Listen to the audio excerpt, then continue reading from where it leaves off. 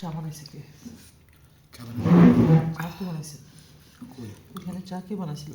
ওই মহিলা আন্টি বানাইছিল।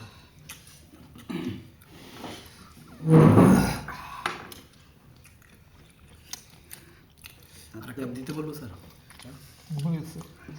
ঘুমায়নি তো, দেখলাম চাউলের গুঁড়া গুড় করতেছে। তাহলে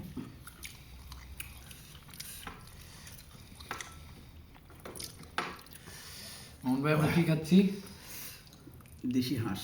দেশি হাঁস। আমাদের কথাটা বলেন স্যার, নাহলে তো আপনার কাছে আছেন না, আপনি তো ভালো আপনার ভয়েসটা ক্লিয়ার আসবে। সে মজা, সে টেস্টি। দেখাও না আমাকে। ঝালটার কারণে সেরকম ফাইন।